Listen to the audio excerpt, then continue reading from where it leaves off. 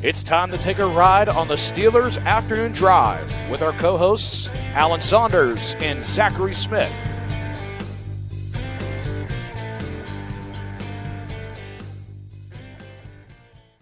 Welcome into another episode of Steelers Afternoon Drive. I'm Zachary Smith. That is Alan Saunders back in the studio. How we doing, Alan?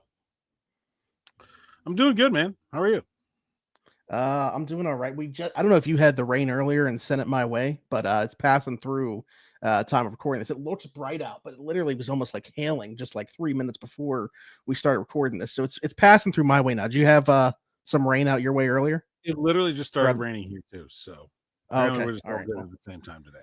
There we go. I wonder how things are going over in Australia for our guy Anthony dropping us a comment to let us know he's listening every day from Australia, bright and early in the morning, not in the afternoon. So I guess he gets 2 morning rushes over there. I don't know how that works. Or is this I don't know how that works. Steelers Afternoon Drive, but in the morning, it doesn't sound right. So does he get 2 morning rushes? I'm not sure. How would you equate that, Alan? I think it's my morning. You can listen to it whenever you want. It doesn't matter when you listen to it. Oh boy, yeah. When's the morning rush then for him? If he is, I would hope he's also tapping into the morning rush. But geez, yeah, we appreciate that though, Anthony, all the way in Australia, watching or listening to this. Literally, I am so oblivious sometimes to the way that like the rest of the world works. I had no idea the difference in time between us in Australia until WWE started doing PLEs there.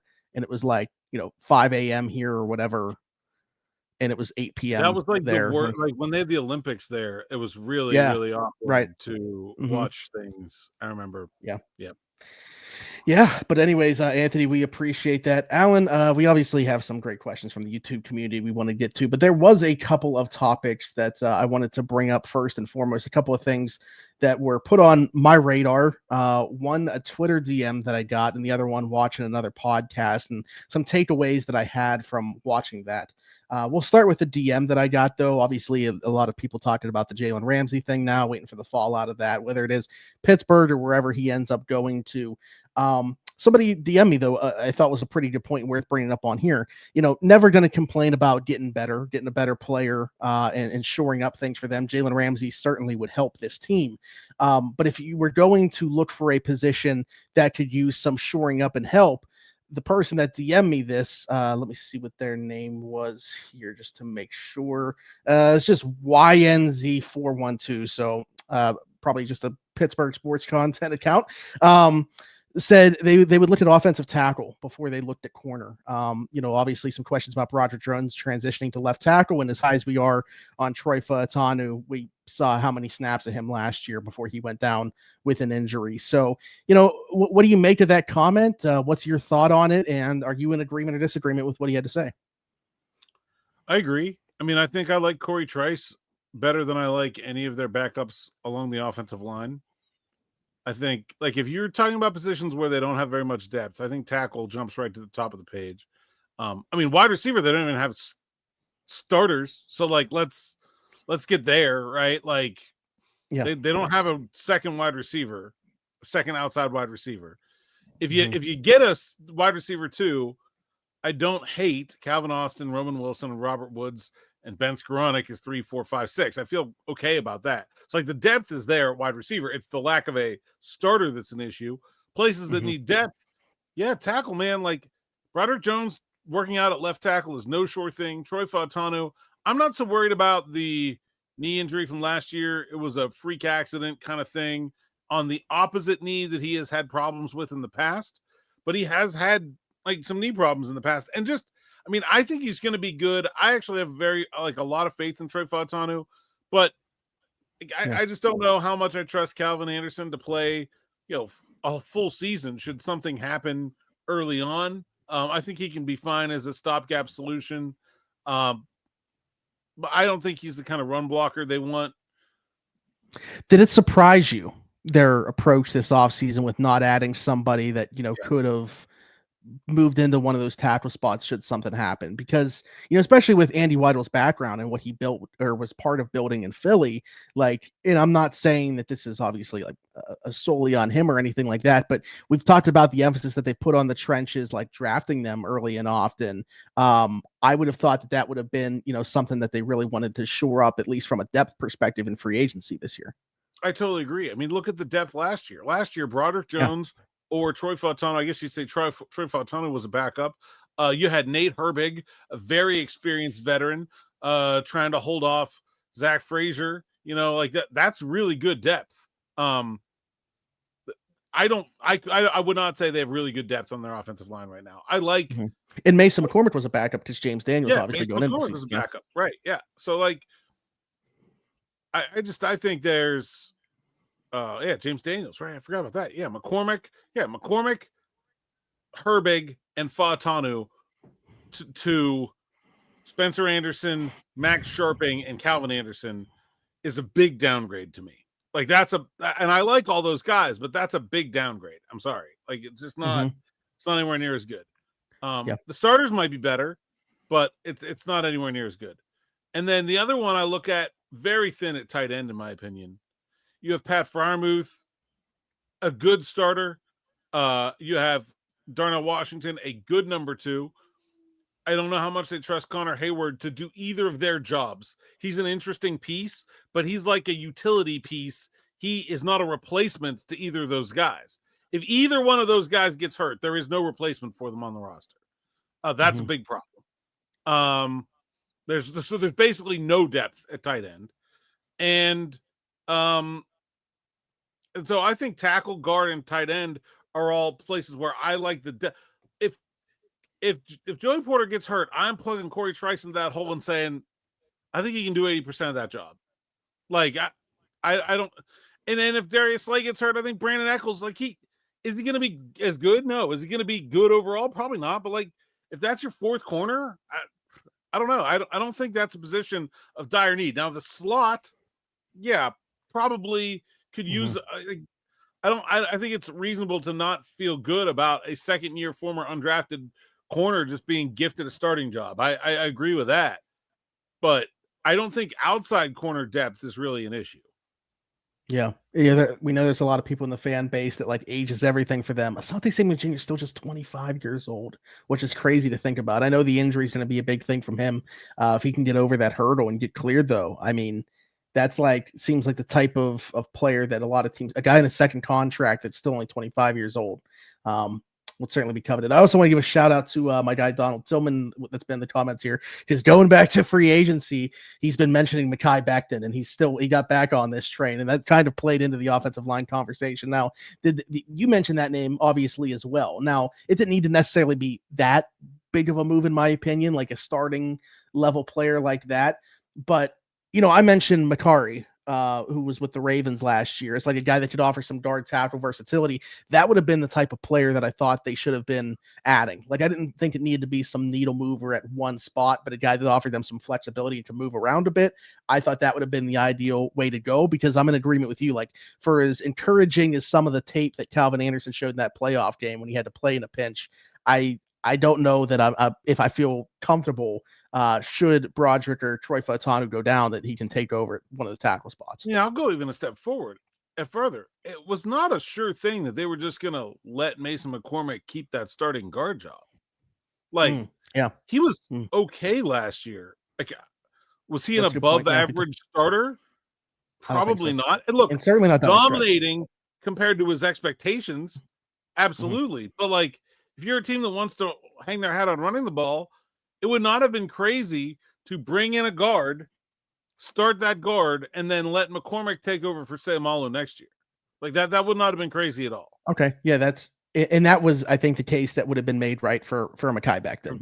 Right. Yeah. Or any of the other free agent interior guys who were out there. Yeah, but the only reason I said, if you wanted to make that big swing, like you were talking about, like Donald had brought up, that certainly would have been the path to do so. And I am fully in agreement in terms of the evaluation of McCormick last year. I think, based off the investment that you put into him, great results. But that context is necessary to say great results, because just in a vacuum, the way that he played, he certainly took his lumps, and honestly, like, rookie wall, whatever it might be, obviously playing a lot of football, more football than he had played.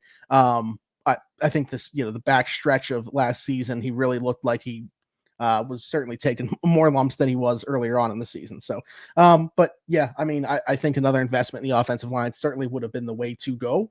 And I appreciate the DM. But Alan, the other thing that I wanted to bring up, I was watching another show last night, and they were having a conversation. These people have, pretty regularly been people that I've gone back and forth with about the whole playoff win drought thing and stuff like that. And again, like I hear everybody's opinions out. I appreciate them, especially if you're in the content space and trying to make it in this. I appreciate that. But it was interesting to me, because to have that mindset, and then in the same token, say they got asked a question, they're like their live chat or whatever, and it was, would you rather win a playoff game this year and end that drought, or be very bad and have a top 10 pick? And they all across the board said be very bad and have a top 10 pick, which is interesting to me, because you would rather extend the playoff drought that you have continued to bring up time and time again, regardless of what the topic is. It circles back to that, as opposed to, you would rather that continue and get a top 10 pick, as opposed to winning a playoff game and still being able to land that same quarterback because you have the draft capital to do so. It's interesting to me, Alan.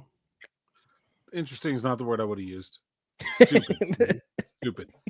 I need to get this through Steelers fans' minds. The Steelers already have a top 10 pick. They already have it. It's theirs. No matter what happens, they already possess a top 10 pick. They have everything they need to get the top 10 pick. It will happen. There's no question, no doubt it will happen. As long as they don't win the league, they've got a top 10 pick. So, like, you're basically just asking whether you'd rather watch your team lose or win. Like, that's the only question there. Mm-hmm. And it's shocking to me how many people seem to want to watch their team lose. Shocking. It's shocking to me how many people have both trains of thought at the same time. Like that to me doesn't compute, because like I'm not somebody that's ever going to try to like tell somebody how to be a fan. Like as long as the opinions are consistent, like whatever, I'll hear you out.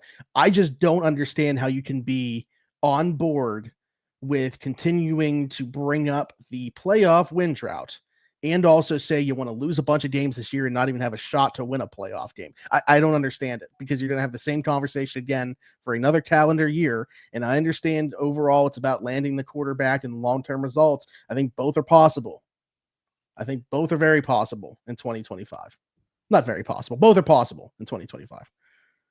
Yeah. I mean, there's just, it's like not hard to understand what's going on here. I don't know why people think, well, here's the real kicker is that I don't even understand why people thinking that being bad is good. Like there's no evidence of that. There has never been an NFL team that went from good to bad to good again quickly. It just does not happen. If you're bad, you got to be bad for a long time. Like I just, it really, it doesn't make any sense to me. Is it Madden? Well, is that what it is? Like, I don't know. People want the high pick without having to go through what it takes to get the high pick, because those same people would be complaining. That's what they're doing. Well, yeah, Isn't that the best of both worlds? Like, I don't even, like, if the Steelers go out and win a playoff game and then trade up for a top 10 pick, what will people be complaining about then, Smitty? Because isn't that probably, like the best? Probably what it took to get up to the 10th pick. Like, I mean, that's my guess. Because that's the one thing, right? Like you're going to have to trade extra capital to get up there, as opposed to it being your own selection on your own. But but they got the extra capital for nothing. Yeah. Like they got it specifically to do that with it. I just, it didn't make any sense. Mm-hmm. I don't know. I really want the audience. I believe to chime in it on this is one specifically also because... I mean, there are literally Steelers fans who have never once seen their team lose. Mm-hmm. And I think people don't understand what watching it happen looks like. I mean, I'm I'm in that same bucket. Like the worst I've seen is 500. So Yeah, but you're a Pirates fan, so you know. yeah, But there are a lot of people who are not. Okay, and I think yeah. that is. I think that's where some of this comes from. Mm-hmm. That's the great and point. It does. Because I guess the other thing is that it does work in other sports. Like you can, that's not really 1 year maybe, but like in other sports you can kind of do a very fast reset. It's not possible in the NFL. It's just not. Like if you trade TJ Watt, you will be bad for 5 years. That's what you're signing up for. What do you think the reason is? Because other than baseball, the other leagues are salary capped as well. So is it just It's because one player has such a small impact on how good you are. Even if you go get the quarterback, then you just become the Bengals, who have the quarterback but can't win anyway. Right? Like you need so many players that are really good to be a Super Bowl team in addition to that quarterback, that even if you sell out to go get him, if you lose all your good players on the way down there, you're just signing up to be Cincinnati. Yeah. Which, people can make the argument, obviously, because of ownership and their spending.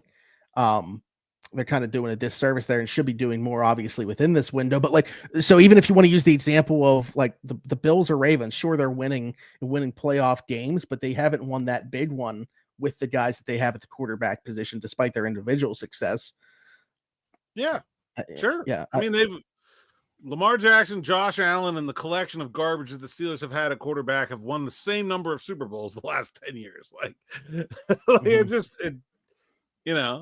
I mean, yeah, it's not. And look, I'd rather be in their position than where the Steelers are, but yeah. It's not just getting the quarterback is not enough, right? It's not like it's basketball where you just get your one great, your one, like the Indiana Pacers have Tyrese Halliburton and a bunch of dudes. Like that's it. That's all they got. They got one guy. They're in the NBA Finals. They might win it. Like you can do that in basketball. You can do that in hockey. You can't really do it in football. Baseball is different because of the lack of salary cap, where it's what I sort was of like thinking about? Central part of business for some teams. And this isn't related to the Steelers at all, but I had this thought on my mind, assuming that Oklahoma City can close it out and win the NBA Finals. Like they had the best record, and a lot of people expected that they would win the championship. Philly, I think everybody considered the best team in the NFL going into the playoffs. They won the championship. Florida back-to-back, best team in the league. You don't always the best team does not always win the championship. That's just the reality of it. Like health's going to come into play. There's some luck involved, certainly. Records. The Leafs? No, not the best record. Not the best record, but I mean, I would have said I think that they're the best team. No, was the Leafs or the Caps? No, I forget. Anyway, I think the Capitals. But I would have said Florida was the best team going into it. The one thing was obviously going to be, their ability, because they had played so much hockey back to back, although 3 teams have now done it within the last 9 years. But the only thing that I was going to say there is, if you consider those 3, like I do, the best teams that have won in a row now, I don't know who people consider the best team in the MLB. We'll see if they win the World Series. Is it interesting to you at all that we've seen that happen, like where the best team has actually won the championship? Because again, that's not always the case. You have to have the luck. There's some health that's involved in it. Yeah, I mean, I think the NFL is interesting in that for a sport with single elimination playoffs that are very random. I think we different format for sure. We do see few, I think we usually see health is to me, it's like if you played single elimination baseball, you'd have like wild card teams winning the World Series, right? Like I think the NFL product is a lot more consistent from game to game than baseball. It's an interesting thought. I don't know that there's a trend there that's really worth paying attention to, like statistically. Like who was the last team to win a Super Bowl that you didn't feel like was of the upper echelon teams going in? The Bucks in 2020. were not a very good team. Yeah. Okay. Fair. They didn't even win their division, and not even a very good division. That's probably the last one that I would say kind of. I mean, obviously they had Tom Brady, so it wasn't like totally out of left field, but they were not a good team, or they were not one of the better teams. Yeah. And they won. That's probably the Oh, last to kind of piggyback off, DB put out there yesterday like the betting odds for the Super Bowl or whatever, and said how many like teams do you actually feel like have a shot at winning the Super Bowl. What was your thought on that? Like, how many teams right now, as we sit here, do you feel like actually have a legit shot at winning the Super Bowl?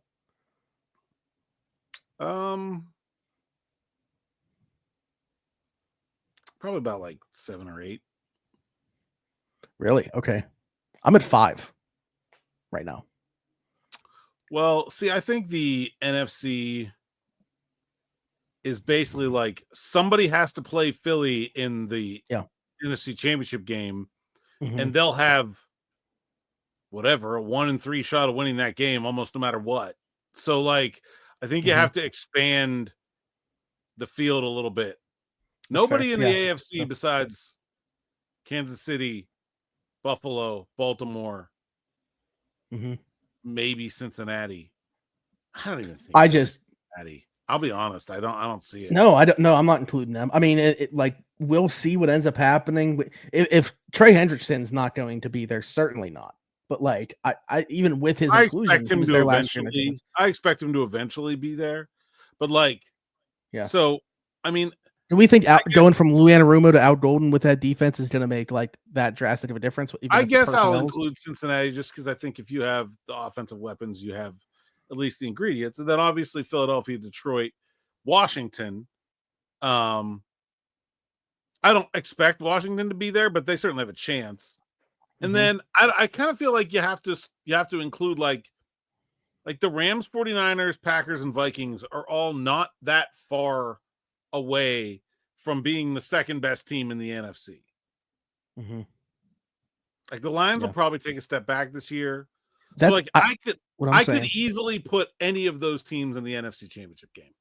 So I've got 3 big ones in the AFC, the Eagles in the NFC, and then I think Lions, Rams, Commanders, 49ers, Packers, Vikings, and maybe Cincinnati.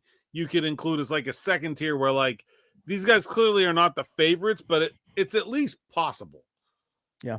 Well, the line of thinking there was somebody has to be in the NFC Championship against Philly was my line of thinking because I got the top 4 very easy. Like you said, the top 3 of the AFC, Philly. That's 4. Yeah. The 5th one, I was like, who do I think is going to play Philly in the NFC Championship if I'm predicting right now? I have some real questions about what Detroit is going to look like turning over both coordinator spots, but I ended up going with them. But I mean, yeah, like, I don't know. I could see Washington not being as good as they were last year. The Rams are interesting for sure. I mean, exit Cooper Kupp, but enter Devontae Adams. Stafford was still spinning it last year. Yeah.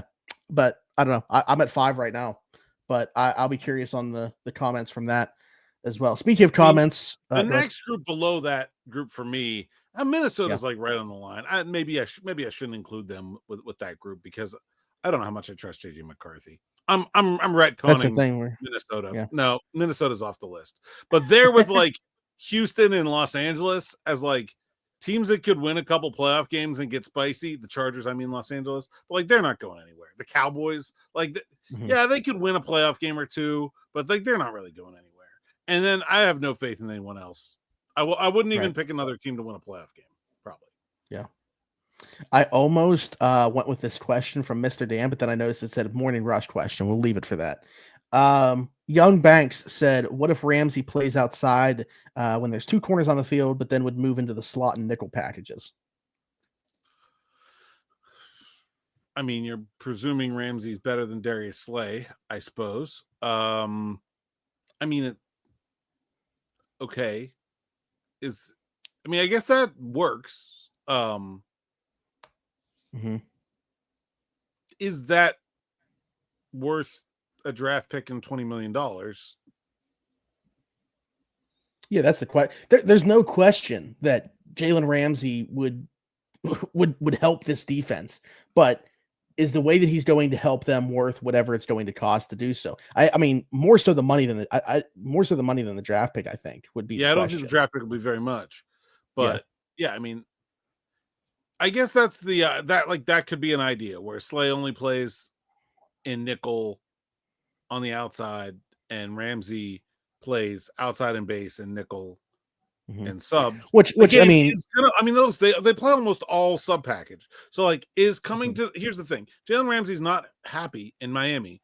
What would make you think that coming to Pittsburgh to be a slot corner would make him happy? Like we just talked about the Super Bowl contenders, the Steelers are far from that list. Like he's not coming here to win a title. What would be the point? Jacksonville, the Rams want him to be a starting outside corner on a team that we did mention. Like Jacksonville, LA, Miami, Pittsburgh by the way, possibly offer. Not warm weather, unlike every other stop he's had. Yeah, like I just like if he's disgruntled in Miami probably has a better chance of winning the Super Bowl than the Steelers do this year. Like so, like it's just not. I don't know. Miami doesn't. I don't know what the odds are, but at some point they're gonna have to play a cold weather game. Miami's had a dreadful offseason. I think they probably had the worst offseason in the league. I don't know what they're doing. Plan is for Greer. No idea. But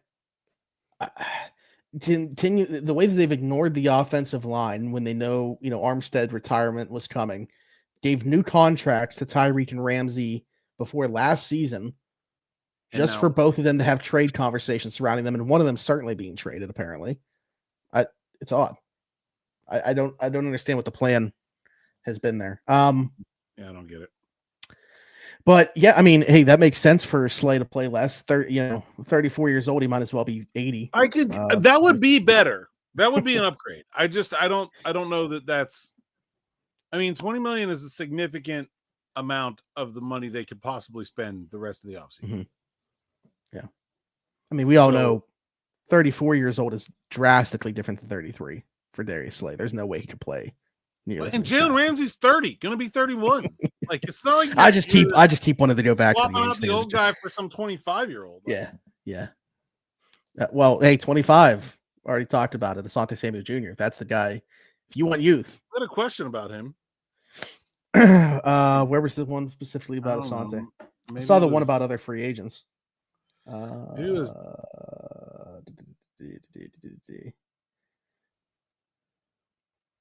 Is it from yesterday? I don't know. I think it was maybe it was Dave Foulshifter. Well, I don't see it in the hearted ones here. Well, I see Hunter asking about other free agents that are taking so long to sign. So maybe we could discuss that, and I'll look for this other one. What do you think is taking so long for guys like Amari Cooper, Keenan Allen, Kendall Fuller, and Julian Blackmon to sign? I've heard you talk about Asante Samuel Jr., but curious about if those guys fall into the same bucket or why they're waiting around. Nobody wants them. I mean, that's kind of sort of the long and short of it. Like Asante Samuel is a player that people will want. He's not healthy. I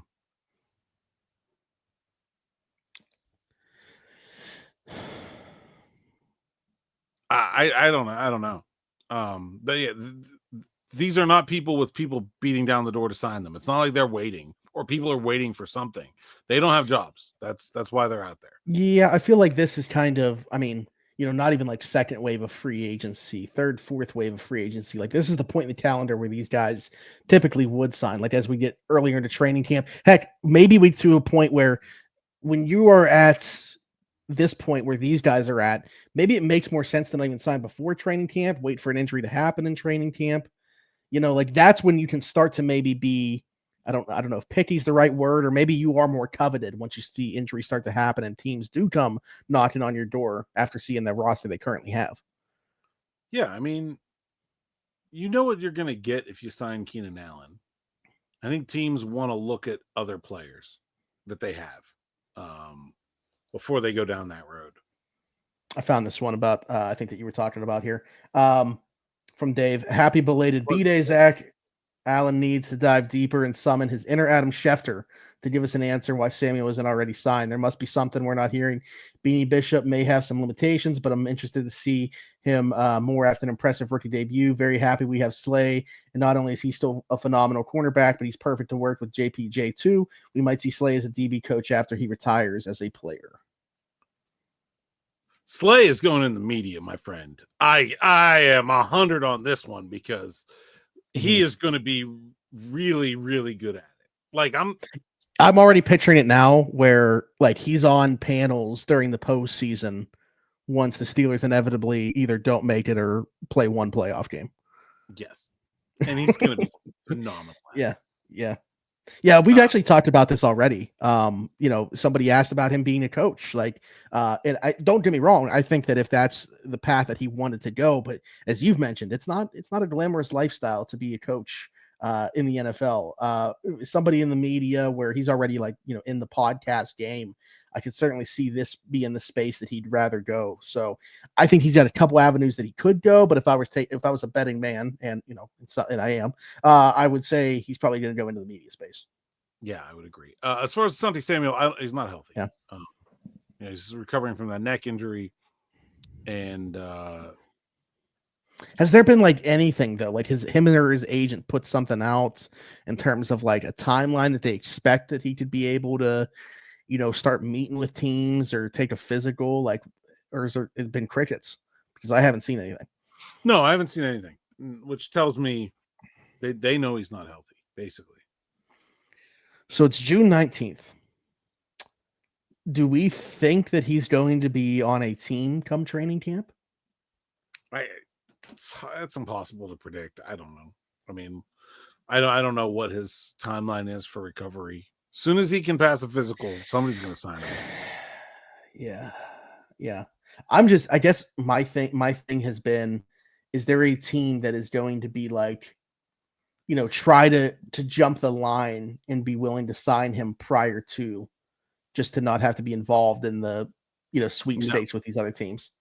No, I don't think so. And nor do I think he would sign before he could pass a physical, because then you got to waive a whole bunch of rights and stuff. And it's a mess. Really?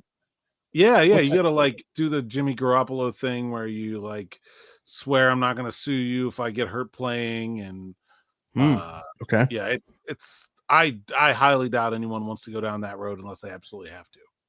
Yeah. Okay. Yeah. All right. Well, good stuff. Got to jump off of here because if you are an SN Plus subscriber, we're going to be doing the SN Plus subs only live stream. So be sure to tap in with that as well. But Alan, tell the people they can find you. Hey, Saunders _ PGH on X, Instagram, TikTok, and Blue Sky. PGH Steelers Now is the site's account, SteelersNow.com. Go there and sign up for SN Plus. If you're watching this, it's probably already too late to get in for this month's SN Plus subs only live stream. But I do have some SN Plus only content. I've been working on the 90 thoughts. Hate myself every year I get into this story. We're about 5,000 words into it, and there's no end in sight. So that'll be up hopefully tomorrow for subscribers, and then I got another one coming too that I think you guys are really going to like. And then, of course, no ads. SteelersNow.com is the best part of it because they suck. And when you want to help us instead of just reading stuff about Arm & Hammer or Tide or whatever, I don't know, stuff I'm sure you all don't care about, anybody can sign up to subscribe on YouTube. Helps us spread our platform to a bigger and bigger audience. It's not just about you getting a little notification every time we have an episode, but the bigger we are, the more people's feeds we end up in front of. And right now, this is a tough one. I know I've had it before. 15,943. Yeah. I know this is a difficult one. I think we've had it before. For as long as I've been a Steeler fan, there was only one. I only saw one 43 as a Steelers fan. Yeah, it's quite difficult. I don't remember what number I gave last time we were here. No idea. Ernest Jackson is a running back from the late 80s. Okay. He was 43. Steve Avery was like a special teamer and a running back from the early 90s. He was 43. Kind of go either way with those guys. That's all I got, though. Oh, Frank Lewis back in the 70s. Okay. Yeah, I got nothing. I try not to lean on those guys too much. I don't. But like, there's a big gap between Steve Avery and Troy Polamalu, and there's just nothing. And of course, now there's no more. So. Yeah, well, don't feel like I need to ask who everybody's favorite number 43 in Steelers history is, but if for whatever reason it's somebody other than Troy Polamalu, drop that down below. Hit us in the comments your thoughts on anything that we talked about today, question for a future episode, all that good stuff. If you're listening somewhere else, Apple, Spotify, wherever you get your podcasts from, be sure to leave us a 5-star review and subscribe over there. Just search Steelers Afternoon Drive. Do the same thing over on TikTok, and then you'll find me everywhere, Zachary Smith, PGH. For Alan Saunders and myself, thanks for jumping in. Take another ride on the Steelers Afternoon Drive.